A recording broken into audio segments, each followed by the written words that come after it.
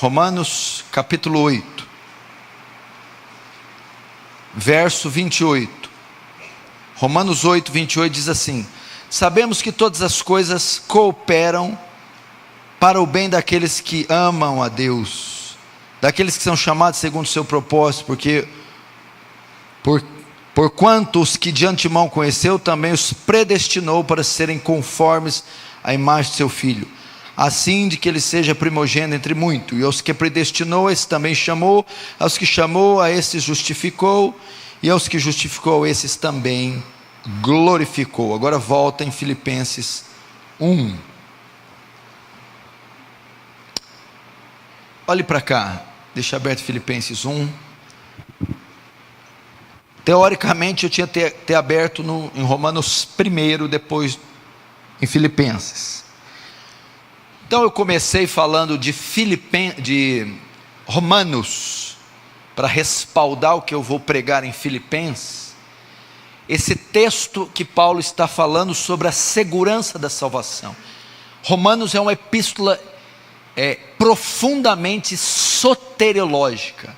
Ela vai tratar especificamente da justificação pela fé em Jesus Cristo.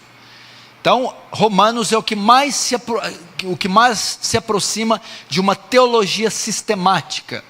Você nos primeiros versos vê a condenação do homem, depois você vê a justiça de Deus se manifestando em Cristo, depois você vê a obra do Espírito Santo regenerando, santificando, e assim por diante. Capítulo 8, ele está tratando da segurança da salvação, e ele vai dizer dos fatores que colaboram para que o salvo cresça, se aperfeiçoe e amadureça. Daí então que sai esse texto áureo: todas as coisas cooperam, trabalham para o bem daqueles que amam a Deus. Por quê? Porque os cristãos que estavam em Roma haviam se convertido, mas a conversão não privou eles da espada, de Nero, da prisão, da calúnia, do martírio, do desemprego, do abuso, da violência. Estavam sofrendo isso, mas já eram salvos, santos. Paulo então vai escrever nessa altura da epístola dizendo: calmem, conversão não é promessa de alívio da espada, conversão não é sinônimo de paz e quietude, conversão não é sinônimo de colônia de férias, está dentro do pacote. É normal se converter e ter problema, tribulação, perseguição. Então ele vai dizer, só que até essas coisas trabalham, cooperam para o bem, em favor daqueles que amam a Deus. Daqueles que amam a Deus é uma palavra para demonstrar os cristãos. Todas as coisas que acontecem debaixo do sol, sobre o povo de Deus, sobre a igreja, o crente, todas as coisas, quer boas, quer ruins, elas de alguma forma trabalham para o bem, para o progresso, para o amadurecimento, para a santificação do povo de Deus. Então saiba disso. Qualquer que seja o vale, a provação, a intempérie, a privação que você esteja passando, se você é filho de Deus, crente, primeiro, está passando por permissão de Deus. Segundo, pode estar passando por providência de Deus. O que é providência? Deus mesmo quem providenciou. Deus mesmo providenciou. E qual a finalidade desses reveses? Conformar você à imagem de Cristo. Trabalham para o teu bem, beneficiar você de alguma forma, amadurecer você, santificar você. Não se esqueça disso. de um desemprego, de perder o emprego, a uma enfermidade, de uma crise conjugal a uma perseguição física, de um problema emocional a uma pressão espiritual. Tudo isso está dentro desse pacote aqui. Tudo isso está trabalhando para o seu bem. Logo, o que é o bem? Esculpir em você, que parece muito com Adão, tem os traços de Adão, o perfil de Adão, o caráter de Adão. Esculpir em você os traços de Cristo, o caráter de Cristo, o perfil de Cristo. Então, de alguma forma, o ditado tem procedência: há males que vêm para o bem. Existem provações, perseguições que têm a finalidade de nos causar bem. E isso aconteceu com Paulo. Você deve estar em Filipenses 1:12, né? Creio que está aberto ali. Isso aconteceu com Paulo, quando ele estava escrevendo a carta aos Filipenses. Ok? Filipenses era uma igreja que foi plantada na Macedônia, na cidade de Filipos. Recebeu o nome de Filipos por quê? Por causa de Filipe II. Foi ele o fundador da cidade. Filipe II era pai de Alexandre o Grande. Ele funda essa cidade no século IV antes de Cristo. Então, Filipenses quer dizer cidade de Filipe. E Paulo, na sua primeira viagem missionária, ele planta essa igreja na Macedônia, em Filipos. E, como de costume, ele pastoreia por algum tempo essa cidade. Faz ali amigos, cria vínculos e planta uma igreja muito grande. Depois de plantada e amadurecida, é comum que os pastores façam o quê? Começam a delegar funções e começam a viajar para plantar outras igrejas. Uma vez que Filipos estava edificada, plantada, Filipenses estava edificada, plantada, Paulo retorna à sua vida missionária. Só que Paulo é preso em Roma. Paulo foi preso 2 vezes em Roma. A primeira vez numa prisão domiciliar, foi preso em uma casa. A segunda na prisão Mamertina, já era a prisão para execução. E de lá da prisão de Roma, ele vai escrever uma carta para os filipenses. Por quê? Haviam notícias chegadas que o fundador de Filipenses, o pastor dos filipenses, o amado querido pastor, tinha sido preso, ia ser julgado, sentenciado. Os filipenses ficaram muito aflitos. É igual se eu fosse fazer uma viagem para Angola e não voltasse, ficasse na alfândega e fosse preso. Vocês iam ficar aflitos, e meses que esse homem não volta, gente. Paulo, chega ao conhecimento de Paulo que os filipenses estão aflitos por causa da prisão dele. Daí então que ele vai escrever uma carta para os filipenses, para consolar eles e para falar para eles o estado deles. Chega até Paulo, os filipenses, a igreja lá de Filipos, da Macedônia, está muito aflita por causa da sua prisão. Então Paulo resolve escrever. Ele escreve essa carta no ano 61 depois de Cristo. E ele escreve de dentro da primeira prisão em Roma, da prisão domiciliar. Ele está preso numa casa. E ele tem ali com ele guardas, soldados da guarda pretoriana. Quem é a guarda pretoriana? A guarda pretoriana é uma guarda exclusiva do palácio, exclusiva do imperador César. Isso indica que Paulo estava próximo ao palácio de César, estava próximo às dependências do imperador, lá dentro de Roma. E a própria guarda do imperador César, a guarda pretoriana, a guarda de escol, a guarda de elite, era quem estava guardando Paulo e revezando em turnos. Paulo ficava preso numa casa e com soldados romanos vigiando Paulo.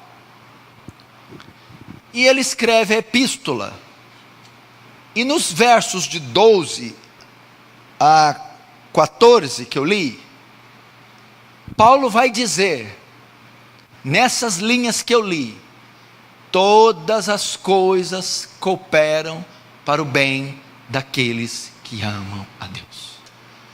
As coisas saíram erradas. Paulo, talvez o homem mais santo daquela época, talvez o homem mais puro que estava vivo naquela época, o homem mais honesto, mais íntegro, o maior dos apóstolos, o maior dos pregadores, o maior dos teólogos, um gigante, uma mente brilhante, um profeta, estava preso. Pegaram Paulo, prenderam Paulo. Ele vai usar aqui o termo algemas. Provavelmente estava não só na prisão domiciliar, mas algemado, está preso. Preso injustamente, perseguido, caluniado, por falsas acusações, ou pela acusação de promover dissensão, divisão. E ele vai usar aqui, ele vai usar um termo, minhas cadeias em Cristo, estou preso por causa do testemunho de Cristo, estou preso por causa da minha fidelidade a Deus, estou preso por causa da minha justiça, estou preso por causa da minha honestidade. Ou seja, Paulo estava enfrentando uma profunda adversidade, uma profunda provação, uma profunda perseguição. E essa mensagem pode se enquadrar para você, que não é diferente de Paulo, talvez em teor, talvez em estilo.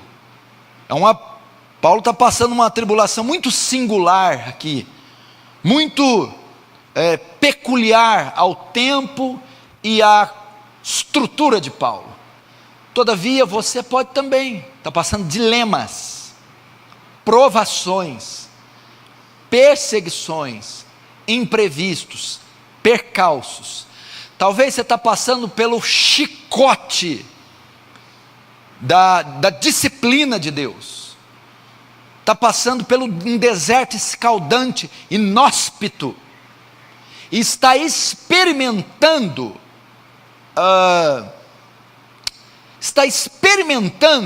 meu irmão, a provação do deserto. Experimentando, tem outro termo que poderia usar, está experimentando a realidade do deserto, quão hostil, quão árido, quão terrível ele é. E às vezes você não tem respostas. Por que isso ocorre? Por que ocorre dessa maneira? Por que ocorre com essa intensidade? Por que ocorre com essas cores, com essas formas? Seguramente o que você mais questiona a Deus é por que foi assim? Por que foi agora? Por que foi dessa forma? Sabe aquela coisa? Poderia ser de qualquer jeito, menos desse jeito. E é desse jeito que Deus permite. Poderia ser qualquer momento, mas menos nesse momento. E Deus permite ser nesse momento. E essas situações nos oprimem, nos entristecem, nos fustigam, nos abalam, nos molestam, mexem na nossa fé, tiram nosso sono, fazem copiosas lágrimas descer pelo nosso rosto, testam nossa aliança com Deus, nos abatem, nos tentam a desistir e olhar para trás, nos causam angústia, nos causam medo, nos causam pânico, nos causam tristeza. Poderia ser assim. Imagina um homem do porte de Paulo preso, sendo escoltado pela guarda pretoriana, vigiados por guardas em turnos diferentes e com algemas, longe de tudo e de todos. Não é nada muito confortável. Mas eu quero dizer que, independente do que seja, tudo isso trabalha para o seu bem. Tem um propósito positivo na sua vida. Vou repetir, tudo isso, por mais extenso, por mais sejam os desdobramentos que isso leve, acarrete, eu não sei. Se você é filho de Deus verdadeiramente, a história da sua vida não está nas mãos do diabo, não está nas mãos das sentenças caídas, ímpias. A história da sua vida não está na mão desse presente século. A história da sua vida, os rumos da sua vida estão nas mãos do Senhor, e é Ele quem decreta como será a sua vida. Se não, vejamos então o que aconteceu com essas prisões. Eu posso dizer assim: o tiro saiu pela culatra. Foram tentar prender Paulo e quase que incendiaram um avivamento em Roma. Vamos ver o verso 12. Quero ainda, irmãos, vamos parar no quero ainda, irmãos. Quando a mensagem é expositiva, só o quero dá uma tese, né? Não dá o SNIM? Quero. Quero ainda significa o quê? Quero ainda, irmãos, é a continuidade da introdução, dos versos 1 ao 11. Ele está fazendo uma introdução, uma apresentação e uma saudação aos filipenses através da carta. Vai falar que tem orado pelos filipenses, vai falar que sente saudade dos filipenses, vai dar umas pequenas recomendações para os filipenses, tudo isso a título, a guisa de introdução, ok?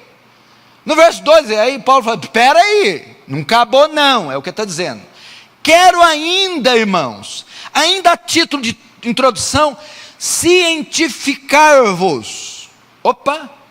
Quero deixar vocês cientes, quero deixar vocês conscientes, quero passar para você uma notícia de primeira mão. Imagina, os filipenses tiveram a honra de receber o primeiro manuscrito, escrito de punho, do próprio, a primeirinha, não era nem uma cópia, era original.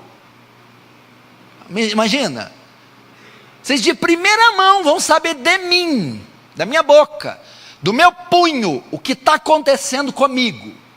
Então, quero cientificar-vos, deixá-los conscientes. De que, Paulo? De que as coisas que me aconteceram, até aí, as coisas que me aconteceram. Paulo está consciente que os filipenses estão aflitos, tristes, ansiosos. Por quê? Porque Paulo sabia que os filipenses sabiam que ele estava preso. Então os filipenses também, será que estão dando comida? Será que estão batendo nele? Será que vão matar ele? Será que vão soltar ele? Meu Deus, acabou para o evangelho. O grande bandeirante da fé está preso, o grande missionário, o apóstolo dos gentios, prenderam, acabou. Satanás venceu, acabou. Como é que o mundo vai ser evangelizado agora? Prenderam o homem. Eles estão todos aflitos. Paulo então vai dizer: quero cientificar-vos que as coisas que têm me acontecido, que coisas? As provações de Paulo, entendeu? Vamos para essas coisas, quero cientificar que as coisas que me aconteceram, é o paralelo com você. Que coisas são essas? Me pegaram no caminho, me açoitaram com varas, me deram 5 quarentena menos 1 como do Senhor, me algemaram e me levaram preso para Roma.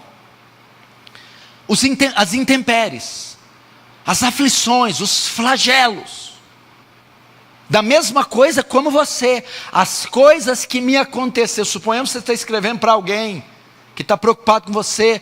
Olha, aquele desastre automobilístico, aquele exame que deu positivo, aquela situação terrível, angustiante, ou seja, os vales e provas que vocês estão envolvidos, que nós estamos envolvidos. E Paulo está dizendo, as coisas que vocês ficaram sabendo, toda a tribulação que ocorreu comigo, tá? O que tem, Paulo? O que tem com elas? Ele vai e diz, todas as cientificar das coisas que aconteceram, tem antes contribuído para o progresso do Evangelho. Tem contribuído para o progresso do Evangelho. Sabe qual que é a ideia? Eles tentaram parar o Evangelho, impedir a propagação do Evangelho, interceptar a pregação do Evangelho. Aí sabe o que eles fizeram? Colocaram o maior expoente do Evangelho na capital do mundo, Roma. Botaram um missionário dentro de Roma. Apelaste para César, Pôncio Festo. Para César irá. Festo estava enviando um missionário na capital do Império Romano, Roma. Estava colocando Paulo dentro dos palácios reais, estava colocando Paulo na capital, no centro mundial de economia e de política, Roma. E sabe que missionário era esse? O maior que a terra já viu e nunca mais verá outro. Então Paulo está dizendo, não fiquem tristes não. Na verdade eles enviaram um missionário aqui. O que Paulo está falando? A minha prisão, coisas ruins, tribulações, está cooperando para o avanço do reino. E a palavra progresso aqui, no grego é copto. Ela era usada para quê? Em estratégia militar. Quando uma tropa vinha marchando rumo ao acampamento inimigo, havia uma equipe que ia na frente tirando os obstáculos. Progresso significa aquele que vai na frente tirando obstáculos, para que a tropa caminhasse em livre curso até o oponente. Paulo está dizendo, eles tentaram colocar obstáculos para impedir o avanço do Evangelho, mas esses obstáculos, na verdade, foram para mim degraus. Na verdade, eles abriram caminho, me botando dentro de Roma, fazendo eu ficar preso com soldados romanos em turnos, dioturnamente, em turnos e retornos. Essa é a ideia. A ideia aqui é o quê? Pegaram José, jogaram José na cisterna, venderam José, tiraram o pai do José e botaram José aonde? Na nação mais poderosa do mundo, no Egito. Botaram José aonde? Do lado de trono de Faraó. O que é isso? Botaram um missionário lá dentro. Então os males, o açoite de José, a tribulação de José, a cisterna de José e o exílio de José para o Egito, estava pondo um representante de Israel lá dentro, estava botando alguém que ia salvar a nação de Israel. Era uma providência de Deus, você todas as coisas, jogar José na cisterna, vender José, botar José no Egito, cooperam para o bem daqueles que amam a Deus, para o avanço do reino. Dali, os filhos de Jacó se multiplicaram de 70, foram para 2 milhões. Libertados de Moisés, vieram se estabelecer como a nação quem Deus governara. Irmãos, você já pensou se Deus estiver fazendo isso com você? Se esta adversidade, tribulação, se esse revés tiver na verdade sendo um indício de algo estrondoso no futuro, que agora, por causa das algemas enferrujadas, por causa da escuridão da prisão, por causa do barulho dos ratos, você não enxerga, você amedronta, você se entristece, não vê saída. Paulo não via com esses olhos, não, Filipenses, estou tranquilo, esta prisão, tudo que me aconteceu, está servindo para o progresso do Evangelho. Eles tentaram colocar os obstáculos, mas na verdade eles estavam abrindo, estavam pondo para mim degraus, para que eu propagasse o Evangelho no coração do Império Romano, meu irmão, no centro comercial, político do mundo. Amém? E Paulo vai dar detalhes de como isso, verso 13, de maneira que as minhas cadeias em Cristo se tornaram conhecidas de toda a guarda pretoriana. Aí ele vai dizer como a prisão dele contribuiu para o avanço do reino, como a adversidade dele contribuiu para o avanço do reino, como todas as coisas cooperaram para o bem de Paulo, que amava Deus, até a prisão, a intempérie, até a aflição. Ao me prenderem, Filipenses, eu ficava sendo vigiado pela tropa de elite de César, a guarda pessoal de César, os homens que trafegavam nos palácios de César. E o que acontecia? Nos turnos e retornos, esta guarda pretoriana, que era famosíssima, respeitadíssima, conhecidíssima, e era formada de pelo menos 9.000 soldados, começava a ser evangelizada por Paulo, ver o testemunho de Paulo. Por ser uma prisão domiciliar, Paulo recebia pessoas, de modo que ele pregava, discipulava, pastoreava e operava milagres. Os guardas começaram a testemunhar e começaram a dizer, começaram a testemunhar, começaram a se converter e começaram a dizer: esse homem está preso aqui injustamente, ele não é criminoso, ele não cometeu um crime contra o Estado, não cometeu um crime contra César, contra a lei romana, ele é cidadão romano. Olha a gentileza que ele trata as pessoas, veja como ele é amável, meigo, veja a mensagem que ele traz com ele. Esse homem está preso aqui injustamente, esse homem é um homem enviado de Deus. E aquilo começou a espalhar para toda a guarda pretoriana. E a guarda pretoriana, ela trafegava nos palácios de César, de modo que em Romanos 14, Paulo vai escrever as recomendações finais: vos saúdo, os da casa de César. Quem que eram os da casa de César? Paulo, através dos soldados que faziam turno com ele, ganhou membros do palácio. O evangelho entrou lá no nariz de César. Por causa do quê? Prenderam um inocente, prenderam um homem justo, perseguiram um homem justo. E quando um homem justo é perseguido, caluniado, quando uma mulher justa é perseguida, ofendida, difamada, pode ter certeza, isso será revertido para o bem. Isso será revertido para o progresso do reino.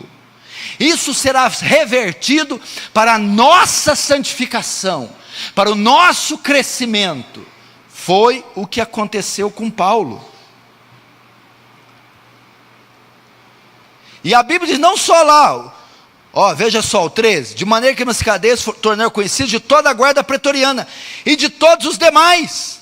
Sabe quem que são os demais? Escuta essa.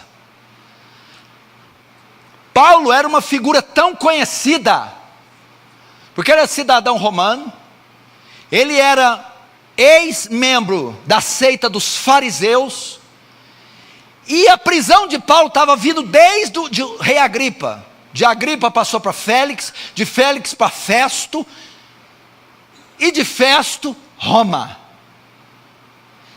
Quando o termo usa aqui, quando o texto usa o termo, as minhas cadeias, de sorte que as minhas cadeias, minhas prisões, o cárceres, foram conhecidas de toda a guarda pretoriana, os 9.000 soldados, e de todo o povo do palácio, e dos demais. Significa o quê? O assunto da cidade de Roma era: tem um homem de Deus preso injustamente. O diabo estava começando agora ver que o seu plano, seu tiro saiu pela culatra. Para você ter uma ideia, essa prisão foi tão forte, e a influência de Paulo nesses soldados foi tão grande, que quando os primeiros missionários foram evangelizar a Inglaterra, chegaram lá na Inglaterra para evangelizar, já tinha crente lá. Os missionários ficaram assustados, mas quem ganhou vocês? Quem? Os soldados romanos. Ué, e quem ganhou os soldados romanos? O apóstolo Paulo. Porque Roma mandava soldados nas fronteiras do império, e nas fronteiras do império compreendia a Inglaterra. Então Paulo evangelizava, Paulo ganhava os soldados, e Roma, a primeira agência missionária, enviava os soldados para a fronteira, sem saber que eles já eram convertidos. Olha o que César foi fazer, olha o que Festo foi fazer. A tribulação, o cárcere, a algema de Paulo, estava ajudando ele a ganhar o mundo. Lá de dentro da cadeia, Paulo estava enviando missionário para todas as fronteiras do império, porque você sabe como é que é a polícia, soldado, ele é requisitado para guardar as fronteiras, entendeu? Então, querido, quando te botarem na cadeia, a menos que você tenha roubado, pode ter certeza, tem um missionário entrando lá.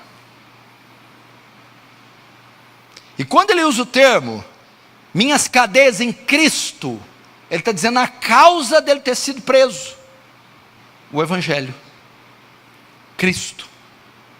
Ele estava sendo preso injustamente.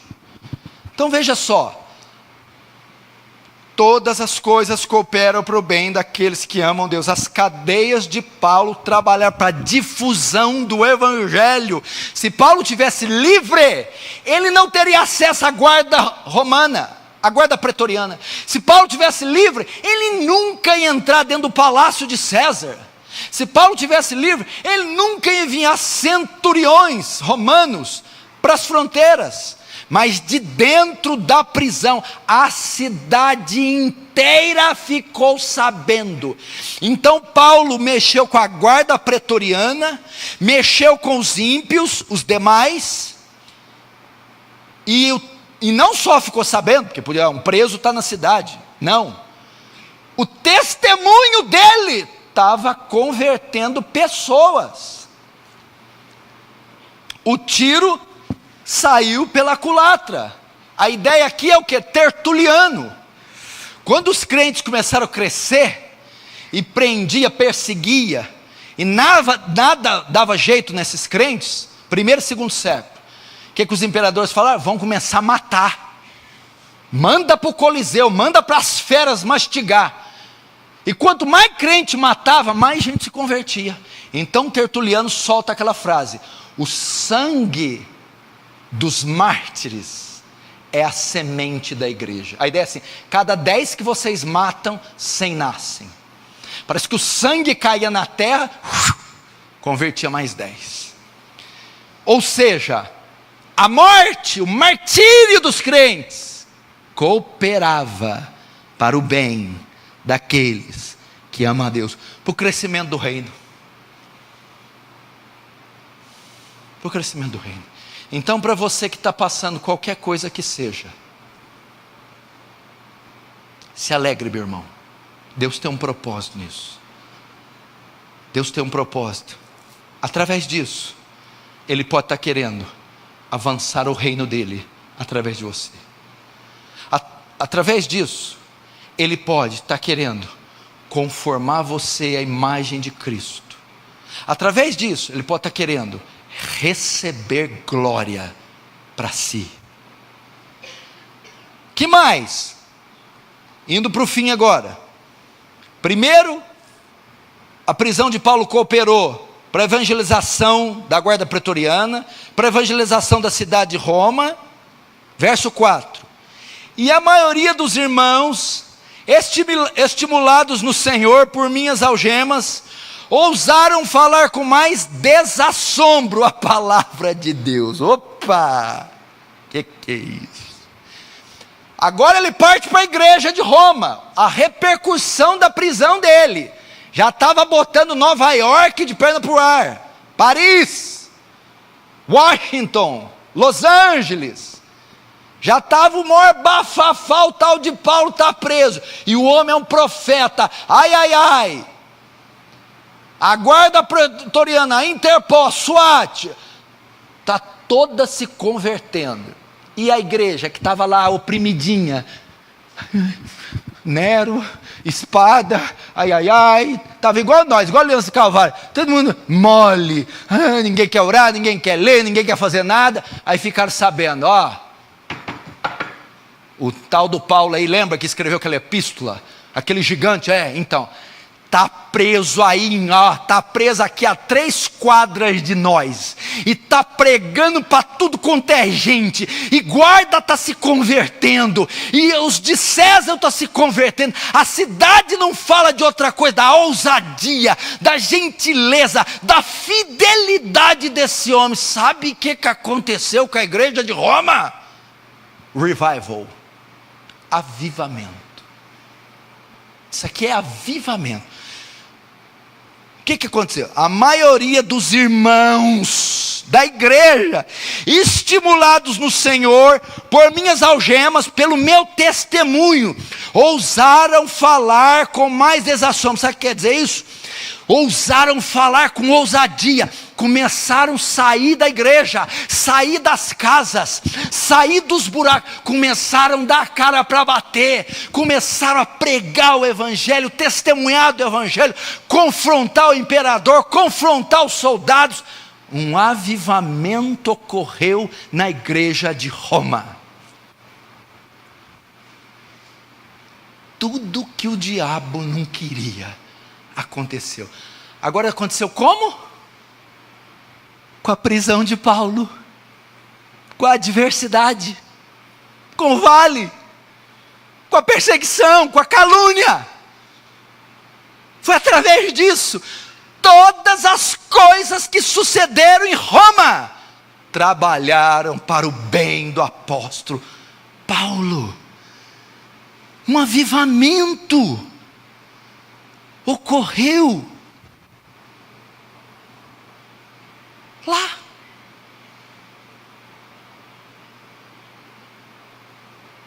Quer ver como é simples? Eu vou usar você, Kaique, o da feira, porque tem outro, né? O outro aqui? Não, o outro não veio. O Kaique está aqui na igreja. Aí está sendo perseguido, molestado, apedrejado, perdeu o emprego, tomou um tiro, acusaram ele do que não fez. Ele é nosso irmão, e botaram ele na cadeia, lá no Guanabara. Todos nós estamos tristes por ele. Tadinho dele, vai ser sentenciado. Se pegar a sentença vai ser de 15 a 23 anos de prisão. E nós todos assim. De repente chega notícia para nós: carcereiro do Guanabara converteu. Beleza. Sabe aquele traficante que é acusado de matar 6 pessoas? Está na cela do Caíque. Converteu. Lembra do bordel que era lá? Rebelião, fogo, todo sábado queimava colchão. Sábado agora, estão fazendo culto lá. Por causa do Caíque. E a ala dele, o pavilhão dele, todo se converteu. Aí a notícia vem para nós. O que acontece com a igreja? Todo mundo sai das tocas, dos buracos, começa. Meu Deus do céu, que ousa. Eu não vou ficar aqui parado. Que hora que tem reunião de oração amanhã, pastor? 6 horas, 5h30 eu estou na porta. Que dia que tem evangelismo? Daqui 2 semanas eu vou começar lá em casa. Começa a ver o testemunho é tão impactante da ousadia, da fé, da perseverança de um homem preso, caluniado, e fiel, e bíblico, e santo, que contagia toda a igreja. Um avivamento insurge no meio do povo de Deus. Agora vamos pegar algo menor. Peguei algo muito forte, que está muito longe de acontecer conosco, alguém ser preso injustamente, até porque nossas leis não permitem isso. Mas vamos supor que uma irmã está passando uma aprovação com um filho doente no hospital. Um irmão está sofrendo uma dificuldade financeira terrível, uma crise cotidiana, mas a irmã não falta de culto, a irmã levanta os braços no louvor, lágrimas caem dela, você conversa com ela, eu sei em quem eu tenho crido, meu irmãozinho, Deus há de me livrar. O seu quê? Meu Deus, que fé é essa? Que fidelidade é essa? Que testemunho é esse? Aí um conta para o outro, o outro conta para um, o outro vai lá pessoalmente ver, irmã, é isso tudo que estão falando de você? Oh meu filho, Deus abençoe. Um avivamento ocorre. Um avivamento ocorre. Quantos estão entendendo? Diz amém. Está vendo? Ou não está vendo?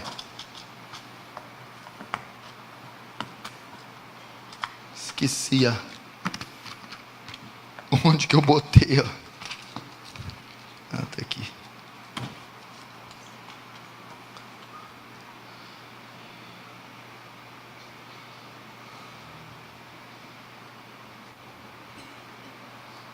Vem cá para mim, olha aqui. Dá uma olhadinha aqui. Não dá um pouco de vergonha, não? Mas vergonha por quê? Porque nós temos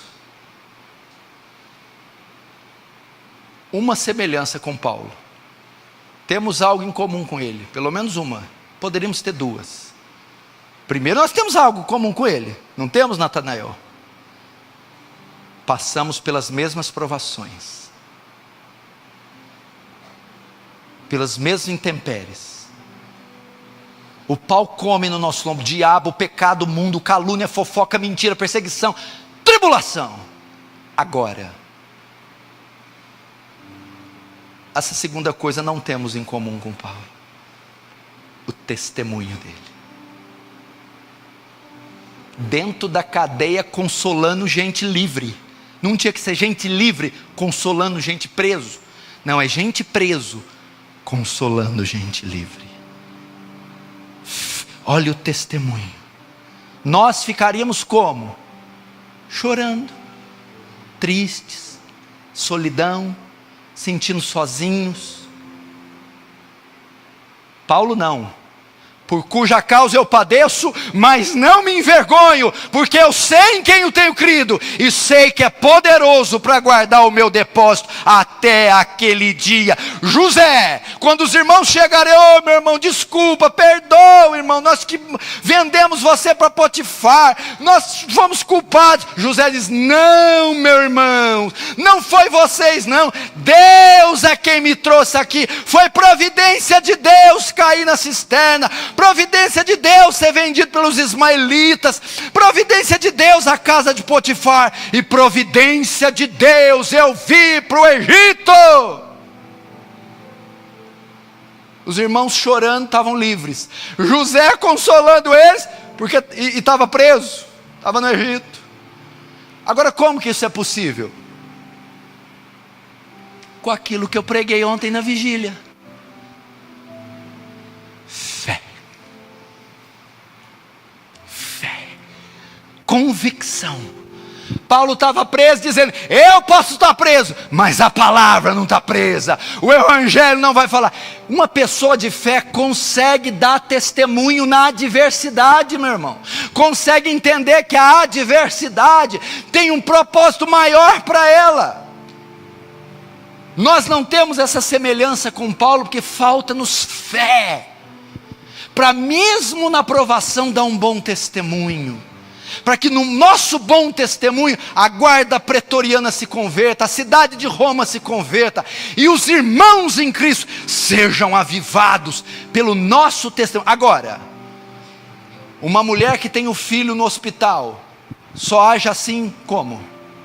Alguém que está cheio de processo, desempregado, só age assim como?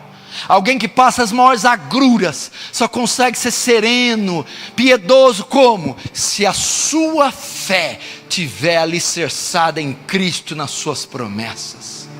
É isso que quer dizer fé inabalável.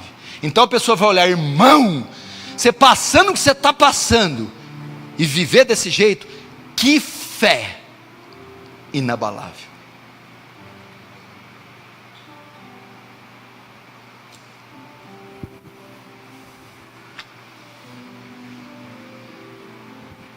Qual de vocês, essa noite, vai ser o apóstolo Paulo? Primeiro, eu já te dei o remédio.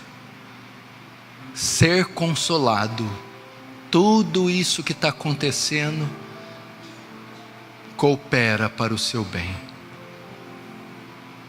Descanse. Nada vai sair do controle de Deus. Está tudo na palma da mão dele.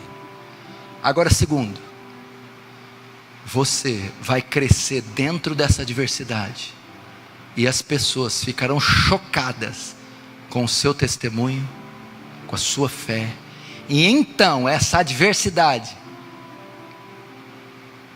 ela será revertida para o avanço do reino.